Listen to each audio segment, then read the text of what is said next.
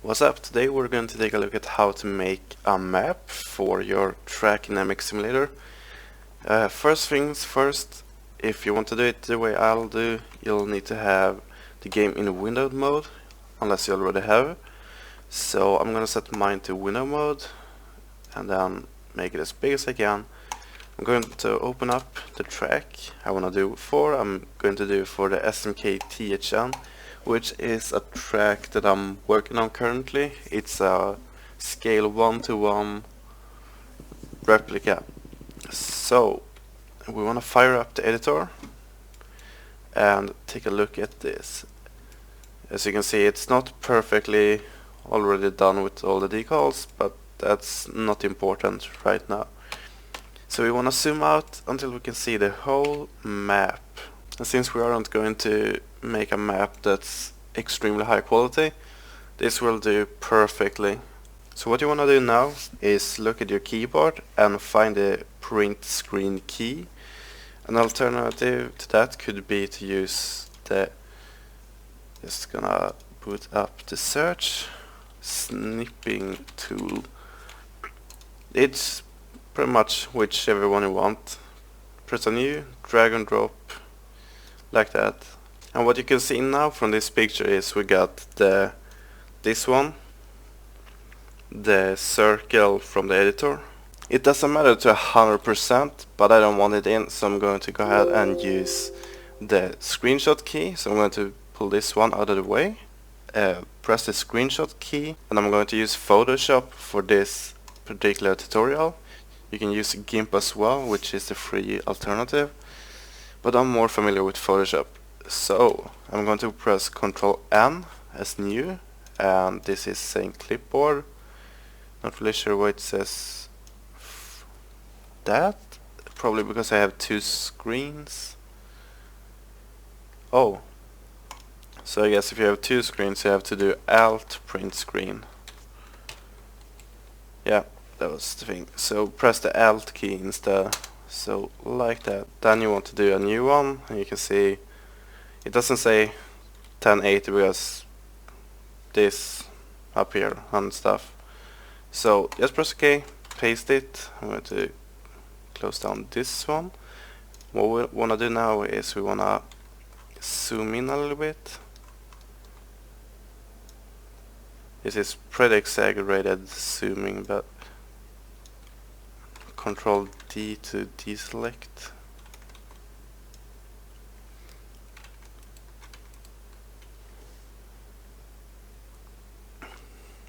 As you can see, I'm pretty much exaggerating.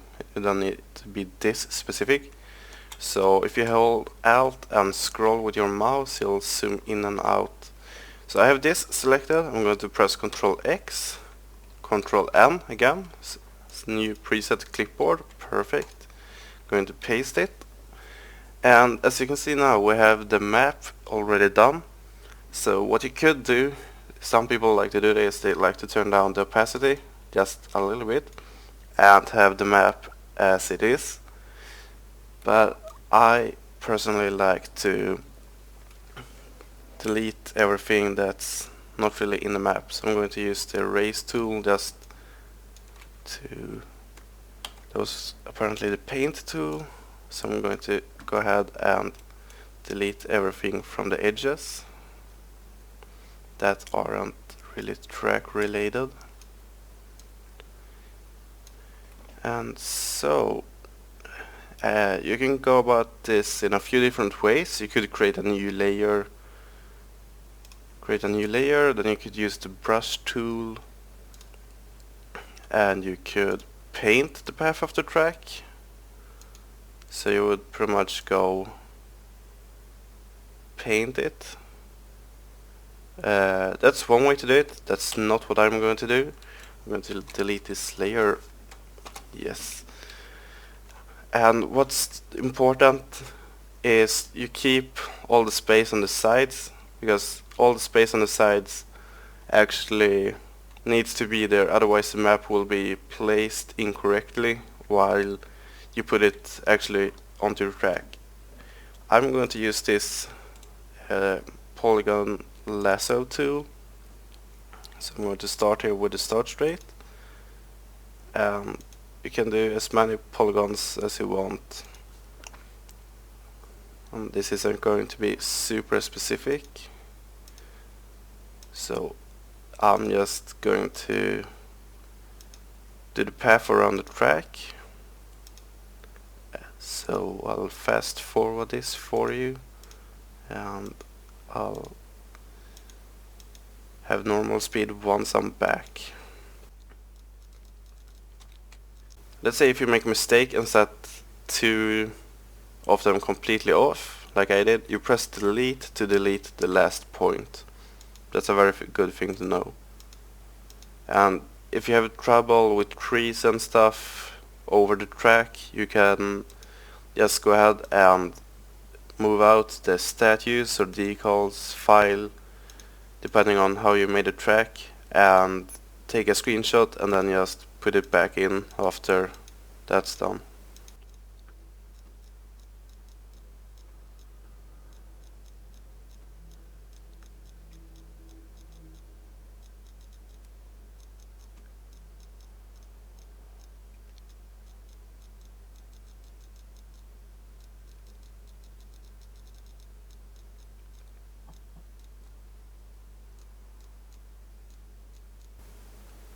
When you come to this point where you have finished a lap, so basically just done the whole outside, dragged, and got the points linked together. When you're done with the first lap, if it is on the outside, everything is selected in between what you have done. So everything here is selected, so you're going to hold down Alt, and then you can see that your tool gets a minus sign on it, which means we are going to delete from the selection. So go ahead, press down Alt, press left click, so you'll get a new line started, and then just drag as usual and click.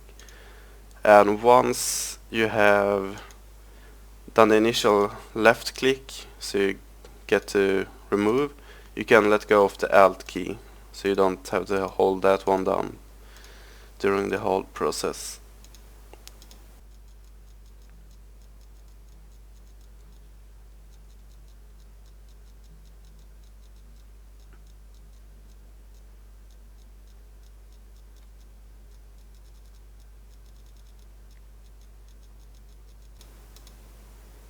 So when you're done with the lap, you can see that the tool gets a circle underneath it, and just press once again. And now you can see if I do delete, we delete the track path, so that's good. So just do Control Z to undo. And as you can see, I add pretty sharp edges at a few points. As you can see here, it isn't really a pretty edge. So what you can do at that point, you can go to Refine Edge, and then choose the Smooth tool, and you can see it's already getting a lot smoother. Don't have to have 100, but let's set it to 50, and you can see everything looks smooth and nice. You press OK, and you can see that the selection is changed. And if we delete, you can see that it adds some transparency to what's left here, but that isn't anything to worry about, so undo that. We are going to go right click, select inverse, and now we don't have this part left here. So you can see this is a pretty nice track path. So either we could leave it as it is, that would be okay to do, or you can go and double click on the layer, or go to this FX sign down here, blending options, and then you can play with these ones. You might want to have a stroke outside of the track, you might want to have a color overlay, you might want to do bevel and emboss. Found that pretty cool in my last track. So you can mix and match with these settings too, to find something that you like. So you can see here, contour, can do some cool stuff with this one. So yeah, just try and find something cool. I I'm just, for the purpose of this tutorial, going to go with this, just stroke and color overlay. Okay, we are going to have to resize, so we are going to do image size, and you want to have something to the power of 2, so you can have OK values are 128 by 128, 256 times 256, 512 by 512, and 1024. This is too big in my opinion. You don't need a track map that is that big, since it's only going to cover about this part of the screen, and it's probably about 256 pixel times 256 pixels. But I'm going to go with this one because this one provides pretty high quality. So that's what I'm going to go for. So 512 times 512. Okay.